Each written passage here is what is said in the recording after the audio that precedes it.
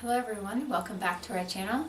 Today we're going to talk about what to expect when you're expecting to come to Kenya, because I think there's just a lot that's different here if you're coming from the US or maybe Europe or I don't know, whoever else is watching this video. Coming to Kenya, there's just some things that I wanted to pass on based on my experience. I've been here, I've flown to Kenya 4 times? 4 times, yeah. So I know a thing or two about coming here. So the first thing that you need to know is that in order to get into Kenya, you need to have a yellow card vaccine, or a yellow fever card, which means that you have the vaccine.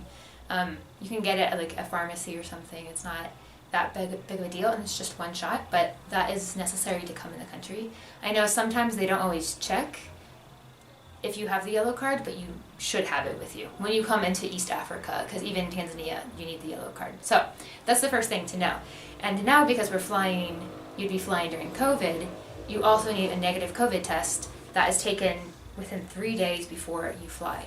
So they're very, very strict about that. Kenya, the security in the airport in Kenya is very high, and so they're not going to let you slide with just coming in. But you need to check details online about flying to Kenya, because there's also like a website you have to sign up on to say that you're okay COVID wise. So it's very intense. Masks are definitely necessary, but just know that the JKIA is not playing around. That airport security is very tight, so be prepared for that. Also, before I came, I thought, oh, I'm gonna have to take malaria medicine every single day I'm here, and that's not really true, because malaria isn't very prevalent in most of Kenya. If you are going to the coast, to Mombasa area, and maybe if you're going over to Kisumu, Lake Victoria area, you may need malaria medicine. But if you're staying in Central Africa, or Central Kenya, if you're staying in Nairobi and going to game parks around the area, or whatever you're doing, but you're in Central, you do not need to take malaria medicine. And let me tell you, I've taken the malaria medicine before, and it's quite hard on the body, so if you can avoid it, I would definitely avoid taking those tablets. That being said, there are mosquitoes here. Even if they don't carry malaria, you still need to sleep with a mosquito net, like pretty much just so you can sleep, so you don't have that buzzing in your ear. So you can either get like a travel one that you can bring with you and just tie up in case where you're staying doesn't have one, but the best thing to do is to check with whatever hotel or whatever, if you're staying with a relative or something, check if they have a mosquito net before you come. That is something you're definitely going to want to have. Also, sunscreen. Sunscreen is very hard to find in Kenya to buy, and if you do find it, it's going to be very expensive because it's being imported in and not many people here use it. So you will need to bring sunscreen with you. I'm guaranteeing you. I made a terrible mistake when I first came. I brought this like 3-ounce bottle of sunscreen, and I needed it constantly. The other thing to note is that Kenya is on the equator, so the sun is very strong. Right now, it's like winter time, so the sun isn't out all the time. It's pretty cloudy, but when it does come out, you feel it. It's very intense, so you need sunglasses as well to protect from that, and a hat if that's part of your style, but also just to keep off the sun. The other thing is, even though the sun is strong, Kenya also gets chilly, so make sure you bring a jacket. I'm not saying you have to have like a winter coat, because it gets down to like the 50s is probably the lowest it gets at night, but you will feel chilly because the houses are made out of stone usually, so it's not like a super warm building structures. So bring a jacket. It can never hurt to bring one. And people might think, oh, well, you're in Africa, it's not cold. It gets cold. Let me tell you that. Let's see. Oh, and the other thing that you need before coming in is a travel visa, which it costs $50, and you can get it ahead of time, and I would advise getting it ahead of time. Even though I've heard that you can get visa on arrival, that's just one more stressor to have. Just go to eCitizen, type in eCitizen tourist visa for Kenya, and you'll find it. It's very easy, but I would advise doing it ahead of time. Just reduce the stress at the airport. Now, for as far as when you get to Kenya, what's it going to be like? Besides, okay, you have all your luggage, it's all packed and ready to go. Now what? Oh, I do say, I forgot something you should bring. You should bring walking shoes, and shoes that can get muddy, because not every place that you go will be tarmacked. So just be prepared that you're going to have shoes, they're going to get messy, and you're going to walk in them a lot, because walking in Kenya is very common. And it's also a great way just to see what people are doing, see what life is like around Kenya, is just to walk around. So if you're staying in Nairobi, just know Nairobi is a very intense city. It has a lot going on. All times of the night, people are walking around. Okay, now there is a curfew that goes from 10 p.m. till 4 a.m. And so during that time, there shouldn't be much movement unless people have permits. But normally Nairobi is busy all the time. It's a city that never sleeps, just like New York. But yeah, it's very busy, very hectic. So be prepared to be kind of overwhelmed, especially in the CBD, which is the center of Nairobi. In Nairobi, it's going to be more diverse. So you're going to see people from all over the world that live there, and also the food will be more diverse. You'll be able to find, if you're looking for like sushi, you can find it in Nairobi. Whereas once you leave Nairobi, it's going to be very hard to find some of those more unique foods. If you're looking for Kenyan food, you're going to find that everywhere. But in Nairobi, that's the only place you're really going to find sushi, like Mexican food, things like that. Pizza and hamburgers are starting to become more popular throughout the country, but those will only be in the major cities and like the malls. So if you're looking for like American comfort food, just know that's going to be mostly within Nairobi or the malls. Also, Nairobi is kind of hard to navigate. Unlike in the US, where we have streets and we have like numbers for our houses and buildings and stuff, Kenya isn't like that. So it's much harder to just GPS something and be like, oh, I'm here. Even when you order an Uber, which, okay, that's something to know. Kenya has Ubers, and it's in many cities. It's not just in Nairobi. It's some of the other big cities.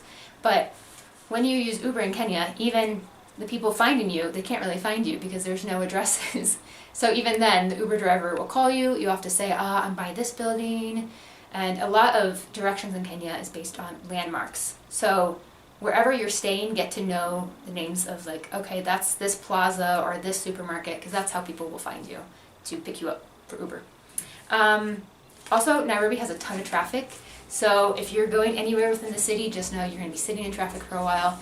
The infrastructure isn't super great in that way, that there isn't like a train system or a subway system. So most of it, public transportation, is buses and matatus, which are like vans. And so that clogs up a lot of the streets in Nairobi. So it's a pain. Just be prepared for it. Just if you mentally know it's coming, it won't be as annoying. I'll tell you that. Leave ahead of time for anything that you're going to. So in Kenya in general, I'll say that walking, again, is very popular. You'll see people walking along the roads, always. There's always people walking, and like I said, it's a good way to be more in the culture instead of just being in a car looking out at people. Take a walk. During the daytime, there's not many safety concerns that I have found, but go with someone that knows where they're going. Definitely, especially in Nairobi, actually no, everywhere. Go with someone who knows the area, who's familiar and speaks Swahili.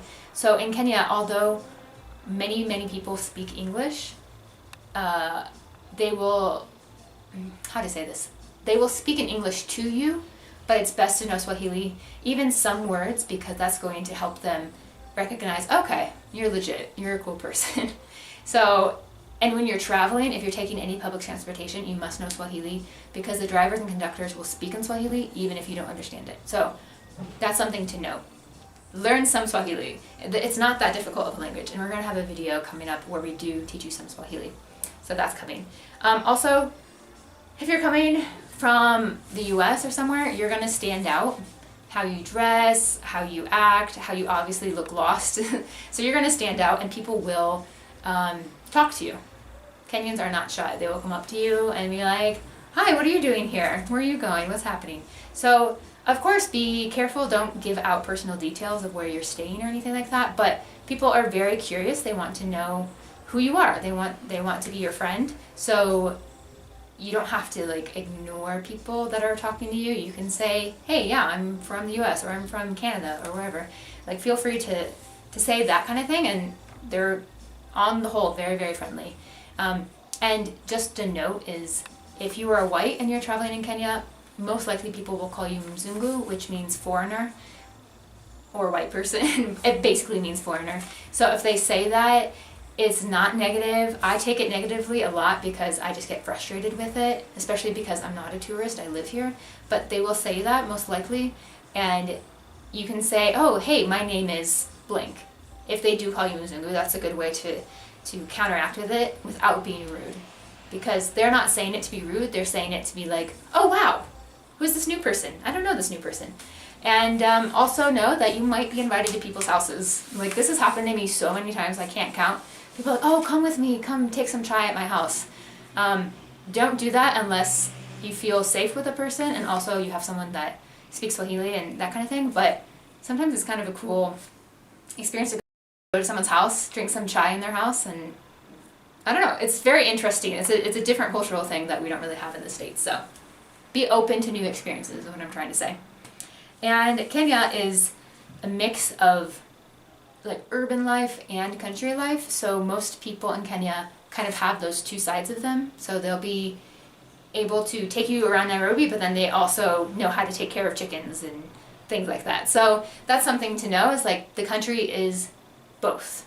And you'll experience both when you come, both country and urban life. So be prepared for that, and that's why you need to have shoes that can go anywhere, because you might go anywhere and you need to be ready for that. And then as far as food, the Kenyan food is pretty, I don't want to say basic, but it's not like spicy.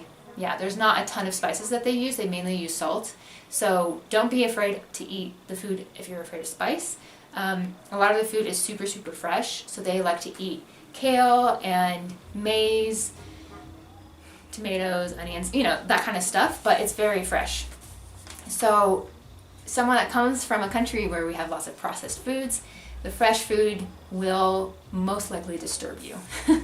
So just be prepared for that. It's not that you have food, I mean, you might get food poisoning, I'm not saying that, but most likely your body is just not used to having such fresh food and it may kind of freak out on you. So bring some anti-diarrheal or like Pepsid-AC, things like that, that might help in case of any instances like that. But I will say the food is really good and it's fresh, so that's great. The other thing is bring a reusable water bottle, because you don't want to drink the tap water if you're coming from the West, and finding cold water isn't always easy. So what I like to do is, if I'm traveling, I go to a supermarket, buy a cold water, pour it in my insulated water bottle, and then I have cold water the rest of the day. So if you're going somewhere like touristy, if you're going to a game park or something, you're gonna want some cold water, and that's the best way to do it. So I'm trying to think if there's anything else that I have forgotten. I'm sure there are things I've forgotten. But that's basically it. Know some Swahili, bring sunscreen, and be prepared for something that is different than what you're used to, but is very friendly and welcoming. So that is my advice to you when you come visit Kenya, and I hope you all do come visit Kenya if you've never been. Okay, thanks so much for watching. Please subscribe or comment, like our videos. We really appreciate any interaction that you have with us. Thank you.